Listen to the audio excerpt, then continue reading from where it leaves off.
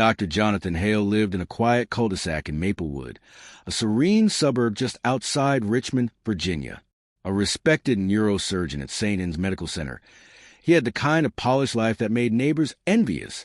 A colonial-style home, a Tesla in the driveway, and a well-manicured lawn that he trimmed himself every Saturday.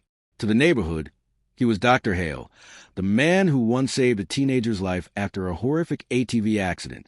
Widowed 3 years ago after his wife died from ovarian cancer, he lived with his teenage daughter, Lily, who attended the local high school. Behind the charm, however, was a man carrying a shadow and a secret worth millions. Dr. Hale had always been brilliant, even gifted, but after his wife's death, something inside him changed. His empathy dulled, his faith in the system evaporated.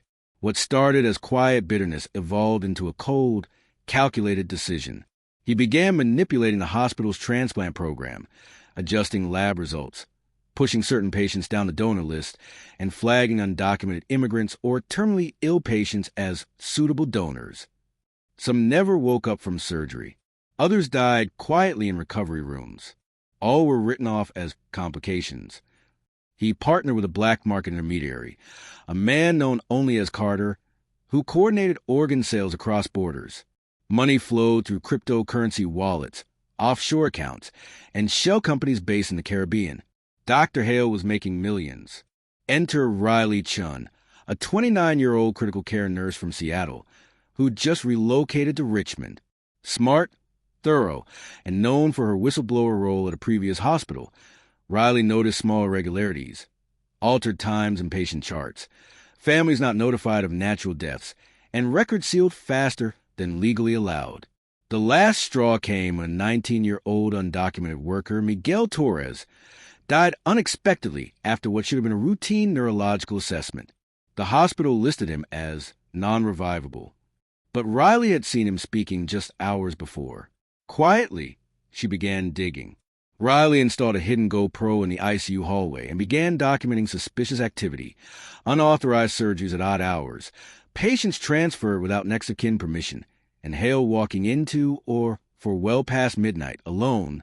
She sent her findings to an old contact at the FBI's healthcare fraud unit, Agent Marcus Doyle, who launched a covert investigation under the radar. Over 6 months, the Bureau compiled damning evidence. Financial records, internal emails, patient autopsies, and even encrypted messages between Hale and Carter.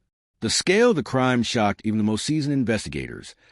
Over 38 illegal organ extractions, $15 million in hidden assets, and nearly 24 victims, mostly poor, undocumented, or without advocates. The FBI planned the arrest for Thanksgiving Day, when Hale would be least suspicious. As he returned home with groceries, he was ambushed by 4 plainclothes agents. No chance to run. No chance to lie. Inside his home, agents found encrypted flash drives, surgical logs, and a hidden safe with stacks of untraceable cash. In his garage freezer, preserved organs labeled for shipment. His daughter, Lily, walked in moments later, stunned to see her father in cuffs. "Dad, what did you do?" The trial became a media sensation. The Suburban Scalpel, headlines read. Protesters camped outside the courthouse. Former patients, hospital staff, and grieving families gave emotional testimonies. Prosecutors painted a portrait of a man who turned grief into greed, who preyed on the voiceless. The defense tried to claim mental deterioration due to unresolved trauma, but Hale showed no remorse. In one of the most haunting moments, Riley Chin read her victim impact statement, her voice steady. He wore a white coat, but he wasn't healing people. He was harvesting them. After 4 weeks of testimony, Dr. Jonathan Hale was convicted on 37 federal counts, including murder, medical fraud, and human trafficking. He was sentenced to life in federal prison without parole. Lily, who changed her last name and moved to Denver, never spoke to him again.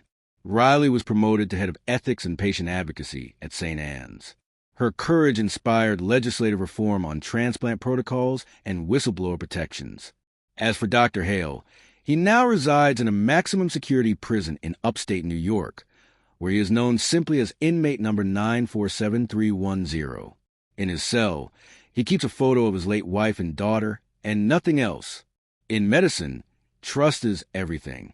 He broke it, piece by piece, with every scalpel stroke and every lie. But from the ruins of betrayal, people like Riley stood up. And sometimes, that's enough to begin healing.